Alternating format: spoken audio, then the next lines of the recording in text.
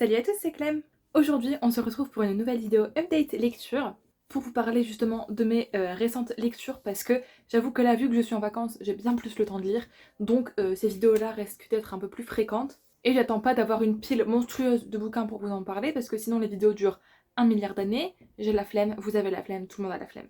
Donc bref, on va pouvoir commencer. Comme d'habitude, il y a des petits timecodes qui séparent manga et roman selon ce qui vous intéresse. On va commencer par les mangas. Et j'ai terminé une série, enfin, terminé pas exactement, mais bon, vous allez comprendre. J'ai terminé Horimiya avec le tome 16, publié chez Nobinobi, et écrit par Hiro et Daisuke Hagiwara.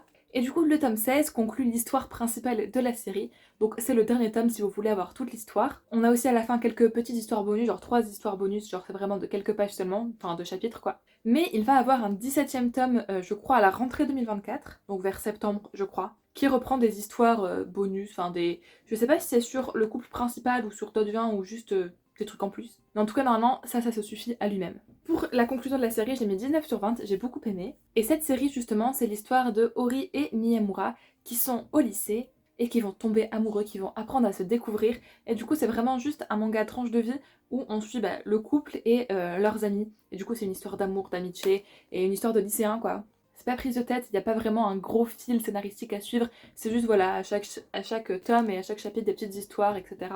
Et donc c'est très sympa à suivre. Vu qu'il y a une grande variété de personnages, on s'attache un petit peu à tout le monde, donc c'est très sympa. Et je pense que j'attendrai le tome 17 pour vous faire un petit avis manga sur cette série en particulier, mais en tout cas je ne peux que vous la recommander, elle est pas très longue, elle est mimi.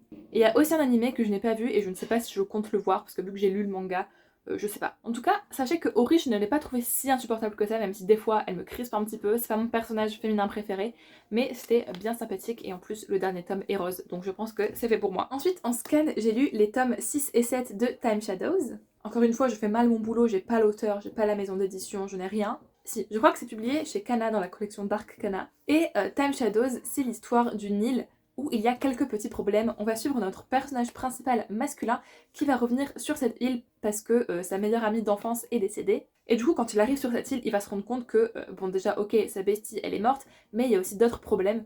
Parce qu'il y a des ombres qui cherchent à prendre possession de l'île. Et les ombres, c'est quoi? C'est un petit peu comme des monstres qui cherchent à éliminer les personnes et à les remplacer. Et voilà, leur but, c'est vraiment de gouverner l'île, etc. Et du coup, là, dans cet homme-là, on en apprend un petit peu plus sur les ombres, genre qui les dirigent un petit peu, pourquoi elles sont là. On essaie d'avoir d'autres résolutions, il y a aussi d'autres boucles temporelles, parce qu'il y a des histoires de boucles temporelles. On apprend un petit peu plus aussi sur des personnages secondaires, enfin bref, j'ai trouvé cet tome vraiment très très cool. Le tome 6, j'ai mis 17 et le tome 7, j'ai mis 18. Parce que j'ai préféré le tome 7, parce qu'il y avait un peu moins de bastons, etc. Les bastons, c'est pas ce que je préfère, mais franchement, ça va. Et aussi, bon point à noter, c'était que dans ces deux tomes, il n'y avait pas trop de fanservice. Là où dans les premiers tomes, j'ai trouvé qu'il y en avait un petit peu trop parfois, mais je suis assez peu tolérante à ce niveau-là. Donc bref, c'est une très bonne lecture que je continuerai en scan. Franchement, j'apprécie pas mal. En plus, il y a une petite série qui est que en 13 tomes, donc on approche de la fin. Enfin, je suis à plus de la moitié, quoi. Et donc, je vous tiendrai au courant de mes avancées, n'est-ce pas? Voilà, maintenant on peut passer au roman. Je vais faire pas dans l'ordre, mais j'ai lu Regretting You de Colleen Hoover, publié chez Hugo Poche dans la collection New Romance. Donc c'est un Colleen Hoover que j'avais reçu en cadeau, n'est-ce pas, merci. Et je sais que l'autrice est un peu problématique, etc. Parce que je n'allais pas brûler ce livre et je comptais bien le lire quand même. Et du coup, dans Regretting You, c'est l'histoire d'une meuf. Comment expliquer ça? En fait, le début commence avec l'histoire d'une adolescente qui se rend compte qu'elle est enceinte, adolescente du coup, et qu'elle doit l'annoncer à son petit copain, etc. Et ensuite, on est dans le futur et on suit la fille de cette meuf. Et du coup, la meuf est devenue maman, elle est plus vieille, etc.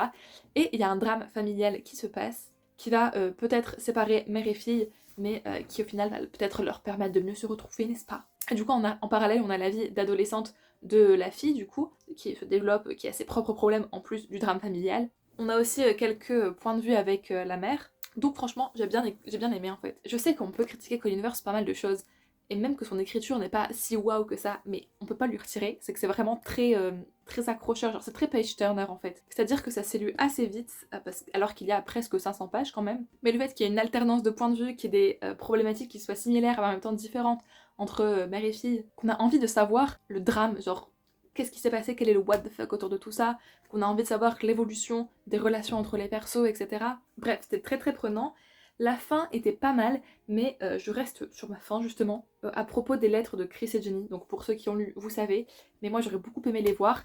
Parce que c'est vrai que là, bon. Après la morale à la fin, elle est pas si mal, mais je pense qu'elle peut quand même être un peu questionnable, enfin ça dépend. Mais j'ai bien aimé qu'on suive à la fois l'histoire d'une mère et l'histoire d'une fille, je trouve ça sympathique.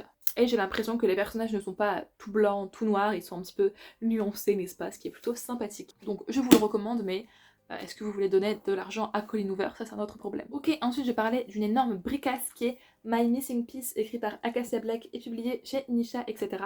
Quand je vous dis que c'est une bricasse, le book fait presque 700 pages. Mais la mise en page est très agréable, très aérée, et surtout, c'est un roman page-turner. Une fois de plus, je ne l'ai pas vu passer. Parce que j'ai mis 18 à ce tome 1, et d'ailleurs, Regretting You, j'avais mis 19. Et donc, cette histoire, déjà, je pense qu'elle n'est pas à mettre entre toutes les mains, parce qu'il y a quand même pas mal de smut, voilà, je l'avoue, qui sont vraiment que à propos de ça. Là, non, il y a tout plein d'autres histoires, mais voilà, je trouvais qu'il y en avait un peu pas mal. Donc voilà, peut-être que si t'as 14-15 ans, c'est peut-être pas le meilleur bail. Bref, l'histoire, c'est l'histoire de Luna et Liam qui sont meilleures amies depuis qu'ils sont relativement jeunes, genre depuis leur adolescence, et ils ont vraiment grandi ensemble, ils étaient très proches, très fusionnels, etc. Sauf qu'il y a eu un élément qui les a séparés. On ne sait pas c'est lequel, et du coup, dans le présent, là, ils ont la vingtaine, et Luna est recrutée dans une boîte, elle est trop contente, etc. Sauf qu'en fait, cette boîte est dirigée par Liam. Et donc, c'est un petit enemies to lovers, n'est-ce pas? Parce que Liam en veut beaucoup à Luna, Luna a l'air d'en vouloir aussi à Liam, sauf que les deux sont encore attirés l'un par l'autre, n'est-ce pas? Du coup, on a une alternance entre passé, où ils étaient besties, et présent, où là, ils doivent se rencontrer, se réapprendre à se connaître, et ne pas se détester, ne pas se tuer. Bref, et on s'en doute, il va y avoir une romance entre les deux. Jusque-là, je ne vous spoil pas trop, vous vous en doutiez. Et on pourrait dire une pavasse comme ça pour une romance, avec en plus un tome 2 après qui a aussi presque 500 pages, je crois, c'est peut-être un peu too much. Et oui, peut-être. Perso, j'ai pas trouvé ça lent parce que j'étais vraiment bien dedans avec les personnages, leur histoire, etc. On voit pas trop les personnages secondaires. J'aurais aimé les voir plus, mais je pense que ça va peut-être se faire dans le tome 2. Il y a des thématiques assez fortes, disons. Genre, il y a un petit trigger warning au début parce qu'il y a des sujets à aborder tels que viol, violence conjugale, relations familiales toxiques, harcèlement scolaire, etc. Enfin bref. Et du coup, on en sait un petit peu plus et ça se développe pas mal en fait. Outre la romance, les persos en eux-mêmes évoluent, disons. Et la fin se finit sur un petit cliffhanger, n'est-ce pas? C'est-à-dire qu'on a envie de lire le tome 2, et du coup j'ai acheté le tome 2 sur Vinted que je suis en train de lire actuellement. Mais j'avoue qu'à la base c'était une romance qui a été publiée sur Wattpad, et je ne pense pas que ça se ressent, parce que, en fait, certes, l'histoire est assez cliché, mais comme beaucoup de romances, j'ai envie de dire, et c'est vrai que ça peut faire un petit peu Wattpadien de par la construction des personnages. Genre Liam, c'est un peu le boyfriend par excellence, c'est-à-dire un mec avec des failures, un peu bad boy, etc. Luna, ça va, elle est pas trop chiante. Elle a des failures aussi, tu vois, mais elle est cool en vrai, elle est un peu girl boss. Ça peut faire Wattpadien là-dedans, mais la plume était quand même fluide et sympa. Après, c'est pas non plus un truc de dingue, mais franchement, ça se lit très très bien, c'était très très cool quoi. Je lui ai mis 18 quoi. Mais c'est vrai que la fin, même si j'ai envie de lire la suite et que ça a marché avec moi, la fin elle fait quand même très Wattpad parce que c'est un petit peu improbable, la situation est un peu incongrue. Ben, ça fait vraiment Wattpad quoi, je ne sais pas comment vous l'exprimer autrement, mais est-ce que pour autant je vous le déconseille? Pas du tout, franchement, allez-y, lisez-le. Bien sûr, si vous avez l'âge requis, et si vous êtes sensible au trigger warning, n'y allez pas. Et du coup, voilà, je sais pas comment conclure là-dessus, mis à part que j'ai beaucoup aimé. Maintenant, je vais vous parler de Virée Mortelle de Karen McManus, publiée aux éditions Nathan. Et Karen McManus, c'est celle qui a écrit Kiman, et elle fait des thrillers young adultes qui sont vraiment très très cool. Et celui-là n'a pas dérogé à la règle, parce que j'ai mis 19, j'étais vraiment très très prise dedans. Donc là, on va suivre 3 personnages qui étaient anciennement potes, et qui vont se retrouver sur le parking de leur lycée et qui vont se mettre à sécher les cours ensemble, comme à la belle époque, n'est-ce pas? Ils ont tous des bonnes raisons de vouloir sécher, de ne pas assister aux cours. L'une parce que elle s'est fait voler sa place de déléguée, par exemple, et les autres ont d'autres raisons, enfin bref. Et du coup, ils partent pour une petite virée dans la ville, sauf qu'ils vont tomber sur un de leurs camarades de classe, et du coup, ils décident de le pister parce qu'ils se disent c'est quand même bizarre, qu'est-ce qu'il fait là? Et en le pistant, en fait, ils vont tomber sur une scène de meurtre. Et quand ils sont surpris en train de s'enfuir de la scène de crime, leur journée va être un petit peu pas cool.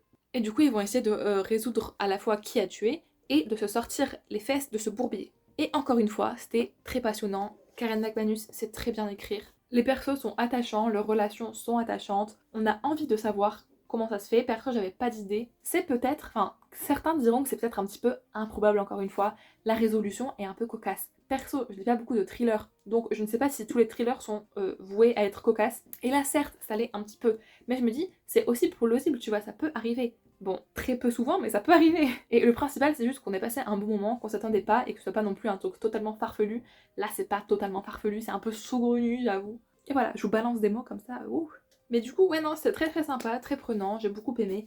comme d'hab avec Karen McManus, je ne sais pas quoi dire de plus, je l'avoue, mais slay. Ensuite, j'ai fini une saga, pas tout à fait, j'ai fini la trilogie principale de la saga, avec le tome 3 de la sélection, l'élite, toujours écrit par Claire Acasse et publié chez Robert Laffont dans la collection R. Donc comme je vous disais, ce tome 3 c'est la fin de la trilogie principale, et il y a 2 autres tomes qui sont, je ne sais pas sur quoi ils sont en fait. Je ne sais pas si on continue de suivre l'histoire d'America ou pas, je compte lire le tome 4 incessamment sous peu, donc je vous dirai. Mais en tout cas, ce livre est le meilleur tome de la saga pour moi, c'était un 20. Donc si vous vivez dans une grotte et que vous n'avez pas vu la hype qu'a eu ce livre ces dernières années, on va suivre America qui est sélectionnée pour participer à la sélection. Et donc la sélection, ça consiste en regroupement de filles de différentes castes pour rencontrer le prince, pour que le prince puisse choisir sa princesse, n'est-ce pas? Et du coup, que voilà, ils aient une descendance, qu'ils peuvent accéder au trône tous les deux, enfin bref. Et le fait de se marier avec des gens du peuple, bah, c'est cool, comme ça apaise les tensions qu'il peut y avoir entre la cour et le peuple, enfin bref, trop bien. Sauf que pas trop bien parce que America, elle ne voulait pas y participer, elle a déjà un amoureux en dehors, dans sa ville quoi, même si c'est pas très légal parce qu'il est d'une classe inférieure à elle, et elle ne veut pas participer, mais elle se retrouve un petit peu forcée, un petit peu embrigadée, ce qui fait qu'elle va arriver au palais, accompagnée des autres sélectionnés, et au final, elle va quand même essayer de passer le maximum de temps là-bas, peut-être de séduire le prince. Et du coup là c'est la conclusion de la trilogie principale, c'est pour ça que je me demande vraiment dans les tomes suivants, est-ce qu'on va continuer de suivre America ou pas? Parce que là je pense que la fin se suffit à elle-même et c'était vraiment trop bien, je suis passée par toutes les émotions, j'ai pleuré, j'ai souri, j'ai eu peur, j'ai waouh. Franchement Kirakas on peut pas lui enlever qu'elle écrit vraiment très bien, c'est très addictif. Et franchement je me suis beaucoup attachée au final à tous les personnages et à toute l'histoire et à l'ambiance surtout, sur cette ambiance de cour, de palais, de luxe, etc. America, je ne l'ai pas trouvée chiante et je sais que ça peut surprendre parce que elle hésite un petit peu, enfin il y a un petit triangle amoureux et au final ça ne m'a pas dérangé tant que ça le triangle amoureux alors que d'habitude je suis pas très fan, mais là franchement ça allait. Et du coup on pourrait la trouver chiante dans cet aspect-là, mais j'ai trouvé assez humaine, assez réaliste et du coup pas trop chiante, enfin je l'ai même beaucoup aimé. Au niveau du coup des prétendants principaux, n'est-ce pas, je pense que je suis team Aspen et que je le reste malgré cette fin, mais disons que Maxon me va aussi très bien, je l'ai beaucoup apprécié. Donc bref, la sélection c'était vraiment une super saga, je comprends pourquoi elle a été si hype à l'époque et je pense qu'elle a pas mal vieilli, parce que même moi en 2024 du coup je l'aime quand même beaucoup. J'ai hâte de lire la suite et voilà, slay. Ok, et on arrive déjà au dernier livre de cette vidéo. Heureusement, elle ne dure pas non plus 3 plombes, je pense que c'est plus agréable pour tout le monde. Et je vais parler de Sistra, de Marine Stengel, publié dans quelles éditions? Aux éditions Plume Blanche, pardon, j'ai pas beaucoup de romans de ces éditions donc je ne savais pas. Regardez ce banger. Ok, il coûte 20 balles, mais c'est quand même un pur banger, une dystopie. Ça faisait un petit bout de temps que je voulais lire une dystopie. Parce que voilà, Hunger Games, vous-même vous savez, un de mes livres préférés. Et voilà, j'aime beaucoup les dystopies, c'est mon genre préféré, sauf que point trop d'infos. C'est-à-dire qu'il faut les espacer pour les savourer. Et il faut aussi qu'ils soient bien écrits parce qu'on peut vraiment tomber facilement sur des trucs écrits dans l'ère de la dystopie qui sont pas si ouf que ça. Et là, je peux vous dire que c'était très ouf parce que j'ai mis 19. J'hésite avec un 20. Donc en fait, je vais dire 19,5. C'est vraiment trop cool. OMG. Rien que pour vous tenter, je peux vous dire que ça ressemble à Hunger Games, mais de manière différente et suffisamment différente pour qu'on s'y attache, mais avec toujours une vibe pour qu'on soit vraiment dans cette ère dystopie incroyable et qu'on soit prise dedans. Ça a été écrit bien après l'ère Hunger Games, etc. je crois. Hein. Ça a été publié en 2022, donc ouais, belle lurette après quoi. Et Sistra c'est une duologie, donc là c'est le tome 1 et j'ai commandé le tome 2 parce que comment vous dire que j'ai envie de continuer. J'ai bien évidemment envie de savoir la fin et j'ai l'impression que justement le développement va se développer un peu à la Hunger Games. Bref, on va peut-être faire le résumé à un moment ou un autre. On va suivre Kaya et Kali qui vivent dans un monde où la surpopulation c'est un problème majoritaire. Du coup, la France a mis en place une loi qui s'appelle la loi Sistra, qui est en gros la politique de l'enfant unique. Sauf que c'est pas juste ça, c'est-à-dire que si les parents viennent à mettre au monde un deuxième enfant, bah, les enfants vont être séparés jusqu'à la majorité de l'un d'entre eux. Donc ils grandissent dans différents instituts qui les forment à différentes choses, et du coup à la majorité de l'un d'entre eux, ils se foutent sur la gueule dans une arène. Comme ça, la plus forte des sœurs tue l'autre et peut continuer à vivre auprès de ses parents, et l'autre, tant pis, elle meurt quoi. Du coup le système n'est pas des plus rigolos, n'est-ce pas? Et les sœurs ont grandi dans la haine l'une de l'autre, elles ne se sont jamais vues, enfin elles se voient une fois par an, mais elles ne s'adressent pas la parole, et du coup là on va suivre leur convocation à leur épreuve, du coup dans l'arène, donc où elles doivent se confronter, comment elles vont faire, est-ce qu'elles vont trouver des potentiels alliés, des potentiels ennemis. Et ça fait vraiment la vibes Hunger Games dans le sens où t'as la préparation, c'est-à-dire le avant, t'as le pendant l'arène, et t'as un élément vers la fin que je ne vais pas vous spoiler, mais qui nous laisse présager d'un tome 2 qui soit un peu plus différent, un peu plus axé rébellion disons. Et du coup j'ai très hâte de le découvrir. Mais généralement c'est vrai que j'aime un peu moins les tomes qui sont rébellion plutôt que les tomes où c'est vraiment l'intrigue principale. Je pense par exemple à la duologie de Perfect Match, mais je sais que j'ai quand même beaucoup aimé. Et cette dystopie, je peux vous dire qu'elle est vraiment très bien écrite. Le monde est abouti, les personnages aussi sont aboutis. Au début, Kaya, je m'attachais pas du tout à elle, je l'aimais pas trop, je me disais, ouais, en fait, elle est là pourquoi, genre? Parce que du coup, on a une alternance de points de vue entre les deux sœurs. Et au final, vers la fin, j'ai appris à l'apprécier et je pense que c'était voulu qu'on ait un peu plus de distance avec elle. Mais au final, c'était vraiment très très cool. Les persos secondaires m'ont l'air d'être aussi pas mal développés et j'ai hâte de voir la suite. En tout cas, on n'en entend pas énormément parler. Enfin, en tout cas, c'est pas très très hype. Je suppose que dans la commu des gens qui lisent de la dystopie, ça doit être connu. Mais si je peux vraiment mettre en lumière un seul livre dans cette vidéo, ce serait celui-ci. Parce qu'il est pas assez connu alors que c'est vraiment un banger. Donc si l'IRA, Hunger Games et dystopie vous manquent, franchement, lisez Sistra. Et du coup, voilà ce qui conclut cette vidéo en beauté, n'est-ce pas? N'hésitez pas à mettre un pouce bleu si la vidéo vous a plu et à me commenter votre dernière lecture dans les commentaires, ou bien à me dire si on a eu des lectures en commun et si certains livres que je vous ai présentés vous font envie. Dans tous les cas, je vous dis à mercredi après-midi prochain pour une nouvelle vidéo. En attendant, prenez soin de vous, bisous!